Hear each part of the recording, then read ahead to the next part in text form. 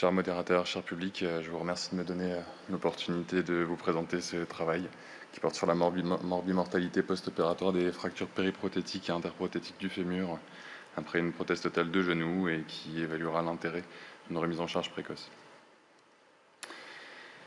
Alors, depuis l'apparition des premières PTG, le nombre de PTG posés en France chaque année n'a cessé d'augmenter, avec une prévision jusqu'à 150 000 prothèses prévues pour 2030 en France. Cet accroissement du nombre de PTG expose à l'augmentation de la prévalence des complications post-opératoires qui incluent les fractures périprothétiques qui peuvent atteindre jusqu'à 0,3 à 5,5% des prothèses totales de genoux de première intention selon les séries.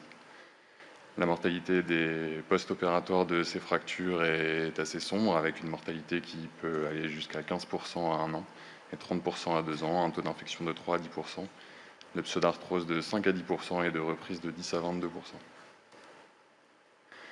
Alors, cette étude elle a été réalisée par analogie aux fractures de la hanche, qui retrouvait un avantage de la reprise de l'appui des patients opérés d'une PTH après fracture.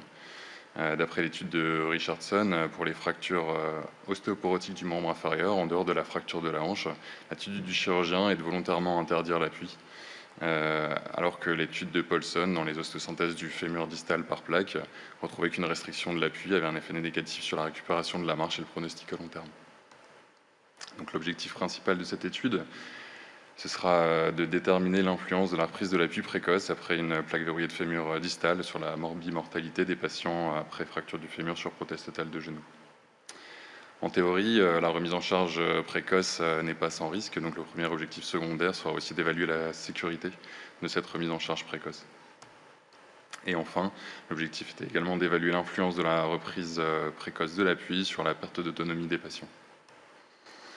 Donc, le design de l'étude était rétrospectif, bicentrique, au sein du CHU de Rennes et du CH de Lorient. L'inclusion concernait tous les patients qui présentaient entre 2013 et 2023 une fracture du fémur sur prothèse totale de genou, ostéosynthésée par une plaque verrouillée de fémur distal. Critères de non-inclusion regroupaient une marche impossible avant la fracture, un décèlement, une infection prothétique décelée avant l'intervention, une fracture pathologique ou un matériel d'ostéosynthèse déjà présent. Les patients étaient répartis en deux groupes, le groupe dans lequel l'appui était autorisé dès J1 selon douleur, et un deuxième groupe où l'appui était autorisé à partir de J45 ou plus.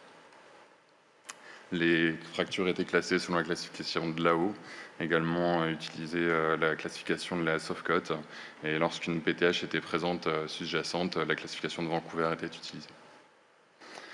Pour permettre une analyse en sous-groupe, des critères de qualité d'ostéosynthèse ont été établis pour cette étude, avec en post-opératoire un axe de réduction dans le plan frontal et sagittal avec un défaut d'axe de moins de 5 degrés, une absence de troubles rotatoires, une fixation diaphysaire de 6 passages de vis verrouillées corticales ou plus, et une fixation épiphysaire d'au moins 5 vis verrouillées.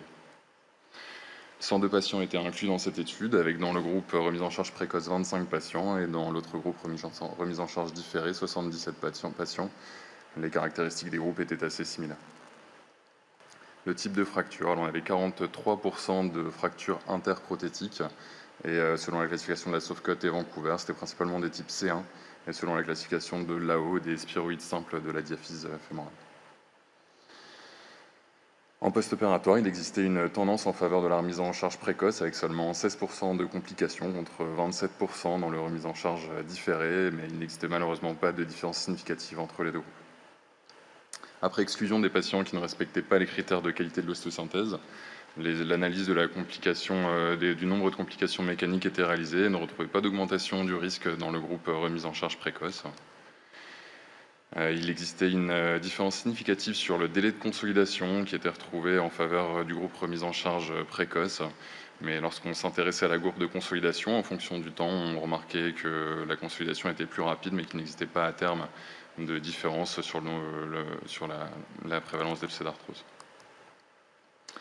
La perte d'autonomie des patients était évaluée selon le score de Parker. Elle était significativement moins importante pour le groupe remise en charge précoce, avec seulement une perte de 0,6 points pour ce groupe, contre 1,8 points de perte pour le groupe remise en charge différé.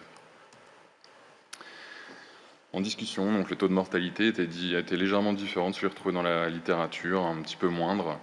Cette donnée pourrait être en partie peut-être expliquée par le bénéfice de la reprise de l'appui, sinon les autres types de complications étaient assez similaires à se retrouver dans la littérature. Deux complications mécaniques sont survenues dans le groupe remise en charge précoce. Il s'agissait de 2 ruptures de plaques, et dans les 2 cas, c'était dans un contexte d'IMC important, supérieur à 35. Et selon l'étude de Schmidt, il existait une corrélation entre le surpoids et le risque de rupture de plaque dans les fractures de fémur distal, ostéosynthésées par plaque. Alors, dans le groupe remise en charge précoce, on avait une perte de l'autonomie qui était bien moins importante. Alors, selon l'étude de Golin, on retrouvait une perte de 1,5 points du score de Parker, et selon la cohorte de la Softcote, on retrouvait, en cas de score de Parker diminué, une diminution une perte de chance pour les patients qui perdaient leur score de Parker était moindre, avec un taux de complication plus élevé, excusez-moi. Donc, dans cette étude, on a pu retrouver qu'un risque mécanique équivalent était retrouvé, quel que soit le groupe de répartition des patients. La durée de consolidation était moindre pour le groupe remise en charge précoce, et la perte de l'autonomie était moins importante. Par contre, le design de l'étude n'a pas permis de retrouver une diminution du risque de mortalité, probablement du fait du faible nombre de patients. Je vous remercie pour votre attention.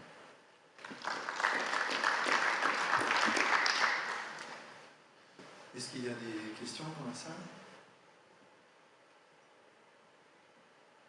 Pourquoi un tel écart entre les patients 25 dans un groupe, 75 dans l'autre? C'était finalement c'est les opérateurs qu'on... C'est ça, en fait, ça fait partie d'un des biais de l'étude. En effet, le choix de la reprise de l'appui était laissé à la discrétion du chirurgien. C'est aussi la raison pour laquelle on avait décidé de mettre en place des critères de qualité d'ostéosynthèse, puisque un chirurgien sortant de son intervention, pas très content de lui, aurait parfois plutôt tendance à ne pas autoriser l'appui. C'est ce qui permettait de faire cette analyse en sous-groupe.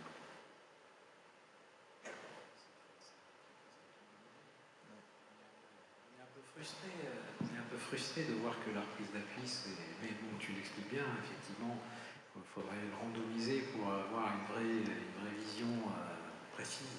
On sait tous, là, intuitivement, que les gens qui se remettent en charge vont mieux que ceux qui sont sédentarisés au fauteuil ou au lit. Merci beaucoup, Arnaud. Merci à vous.